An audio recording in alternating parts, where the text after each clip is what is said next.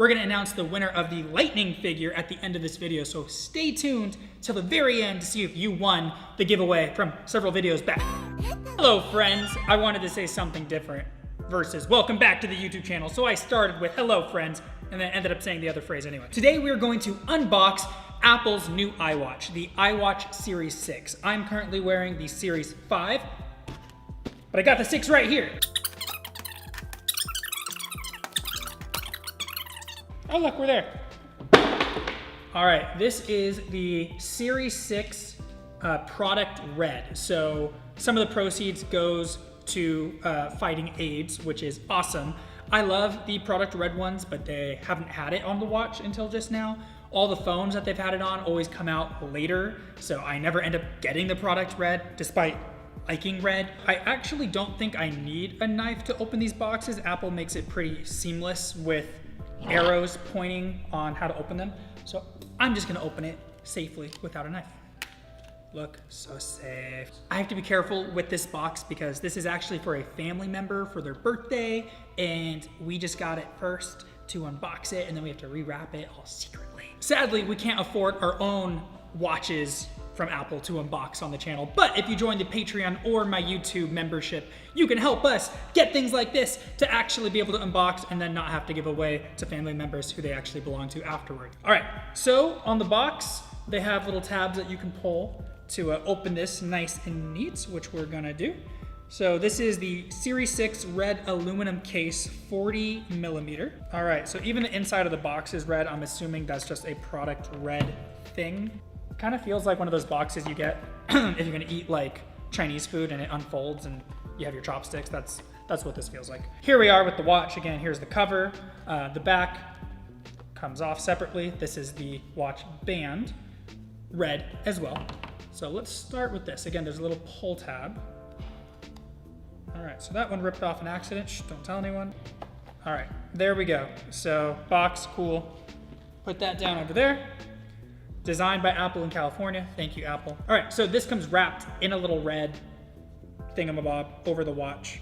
All right, iWatches look really snazzy without the band on, by the way. In here is just gonna be directions and your cord to charge it, so I'm not gonna mess with that right now. And then we're gonna get to the band. I've had a couple of the watches. I think I've had the second iWatch, and then I had the 4. I didn't mean to get the 5, but it broke at a photo shoot I was at. Someone knocked it off of a chair because I took it off to wear the clothes, and someone broke it, and they didn't pay for it.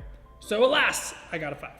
I meant to wait for the 6, but oh well. Because technically speaking, or technologically speaking, this does everything this one does. It's supposed to be slightly brighter.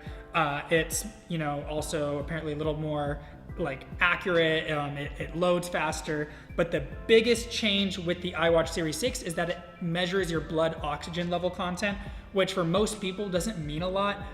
If you're relatively healthy, your blood oxygen content, according to things like this, should be in the high 90%. If you're sick though, it may be lower. If you have a pre-existing health condition and you know what your oxygen level, your blood oxygen level should be from the doctors, where you've been tested with medical professionals, you could potentially use it to track to make sure you're staying in a safe zone. But most people will not necessarily need the functionality, but it's amazing that they keep getting more advanced. I just love the fact that maybe they'll find new ways to add functionality with all the health app abilities that the newer watches come out. I really love the EKG ability on the 5, as well as taking your heart rate. That's really cool, and that can be really helpful for people too. But if you're not like a medical professional, you may not know or necessarily need the blood oxygen content. So that alone would not be a reason to get me to upgrade from the 5 to the 6. Now from the 4 to the 6, definitely. If I've never bought an iWatch before, definitely.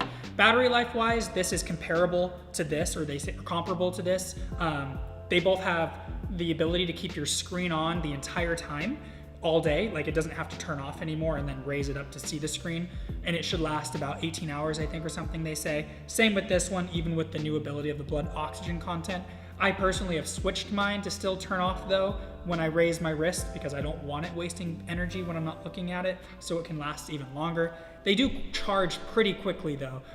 You just put the back on a little magnet and it charges. Basically any kind of wireless charging pad for a lot of companies now seem to work with these guys. So let's get the band out. Taking this out, and then it just gives you directions on how to attach it. Oh, another thing, you can reverse which way you wear your watch. I turned the button on in accident, so there it goes, it's loading. So these red pieces with the 3 little rubber dots are what you actually slide into the watch. And it clicks into place. You slide it, click it into place.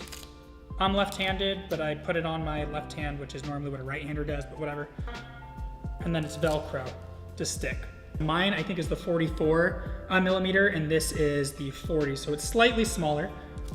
The red is beautiful. On the red, when you see it kind of looks like a glowing globe, you scan that with your camera, like when you go to iWatch settings on your phone, and it will take data if you already have an iWatch set up on your phone and transfer all the settings, all your watch display faces that you've created onto the new watch. I can tell that there's less of a delay, even just clicking through the settings to set up the watch versus mine.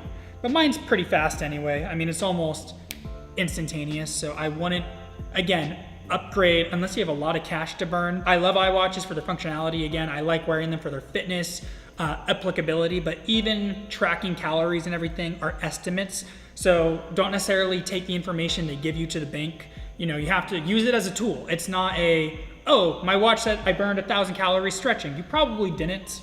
But if you set it on stretching and you stretch a long time, it may show you an overestimation. Just keep that in mind.